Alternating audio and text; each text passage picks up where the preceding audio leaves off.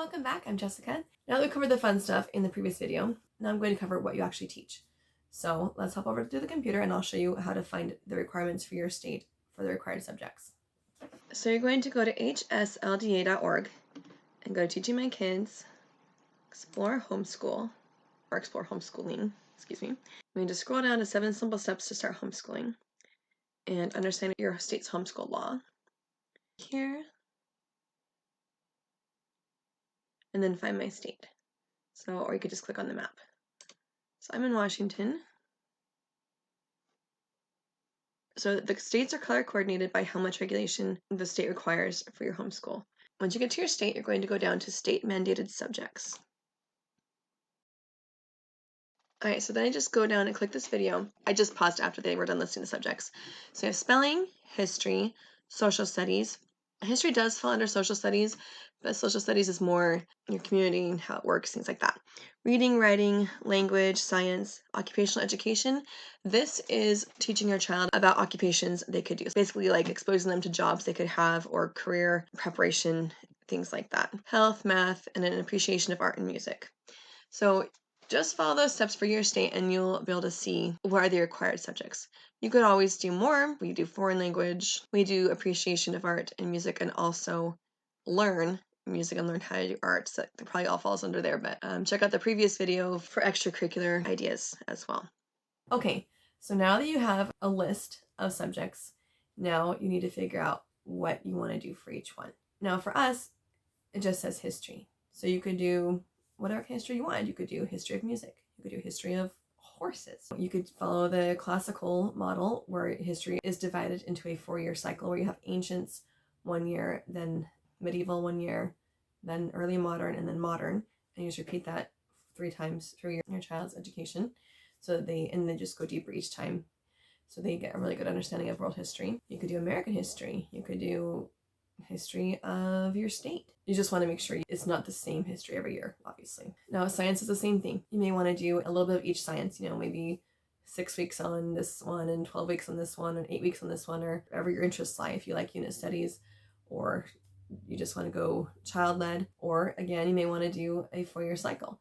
In the classical tradition, it's biology, astronomy and earth science, and then chemistry and then physics. Now, obviously, there's things like STEM that you may want to incorporate as well. If you want sort of a template of what to teach each year, these are some of my favorite books.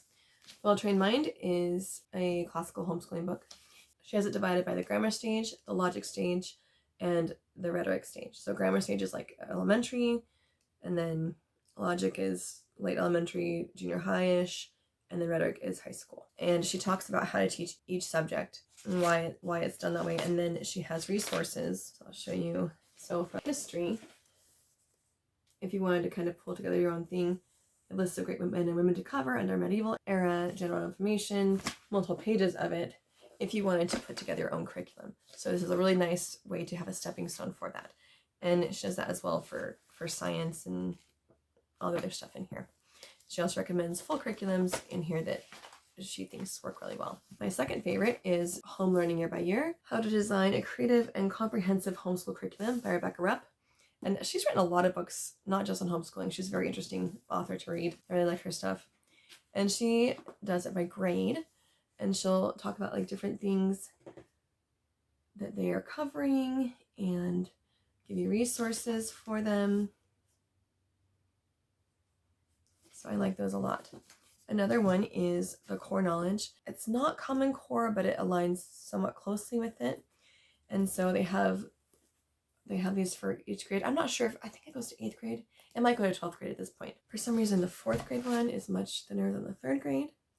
One caveat, if you do want to go this route, the preschool one and the kindergarten one are pretty much the same information. The kindergarten just has more. The stories are the same. It's almost exactly the same for a lot of it. So basically this is divided up into different subjects and they're by color. I wouldn't use this as a full curriculum. They do have a free website where you can go and get the full curriculum. But if you just wanted to supplement or just read a thing each day to kind of make sure your child has covered or at least been exposed to everything, that's a good option as well. When you buy a homeschool curriculum, they will have it set out for you. They often have a suggested teaching schedule and they often times have 2 at least in there like a 2-day week or a 3-day week or a 5-day week, to give you an idea of how you could organize it throughout the year. And a good way to find curriculum is to just ask around on homeschooling groups or Facebook groups. I like going to Kathy Duffy reviews. I think it's Kathy. I'll link it. Kathy Duffy website, and she does reviews of hundreds of different curriculum, and her reviews are very, very in depth, and they're very non-political, and there's no like, oh well, this religion's horrible. There's nothing like that. It's just, here's what it teaches, here's how it works, so I really like her stuff. Of course, she doesn't have every curriculum, but she does have quite a few. That's a great place to start. And you can buy a pre-made curriculum for any subject, so you don't have to use these books to make your own.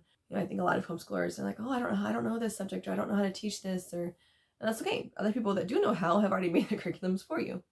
Now, a lot of times people really get hung up on the methodology, like, oh, well, I'm only Charlotte Mason, or I'm only classical, or I'm only unschooling, or only Montessori. Don't worry about that too much when you start. You'll find your rhythm. I would suggest reading some homeschooling books from the library. I read probably 50 or 60 before I started homeschooling. I read every book I could get my hands on. I would like this method for a while, and then I'd read something in there and be like, I'd have a problem with that, and I'd go to something else. And classical is my favorite, but I do pull from other things. I do a little bit of game schooling. I do some Charlotte Mason. So I pull in a lot of things, but primarily I am mostly classical, because you gotta do what works with your kid. Another place you can find curriculum is just going on different homeschool groups on Facebook, or Facebook's the only one I use, and looking at and asking people, here's my kids' kind of learning style. They like to be hands-on. What are some curriculum you recommend in these subjects? Or I'm totally lost for math. What should I choose? Homeschoolers are really helpful and love to share what they're doing. Homeschool curriculum fairs are another great way to look at curriculum and to see if it looks like something you would like or not. I never have any near us. We're kind of a smaller town, but you could drive to one, obviously. I do videos of every curriculum, pretty much every curriculum I come across or get my hands on. So this channel has lots of flip throughs, and I try and show every page so you can get an idea if that's something you want to use or not. Many curriculum will also have a sample lesson, or I've seen up to 6 weeks where you can download that for free and try it. So something you could do is go to the different curriculum companies and take their placement test, and then download the different samples they have and have your child do that, because if they hate it and you don't think it's working, it's much better to spend a few months doing this than spend hundreds of dollars and be like, okay, well, I can't afford anything else. Now you're stuck with this one for the rest of the year. So you can do that and see what kind of learning style they have and kind of things they enjoy learning about, ways they like learning. YouTube is a great way to look at reviews of things. Now, what about homeschool styles? Well, I will tell you all about that in the next video here. If you like and subscribe, I'll see you later.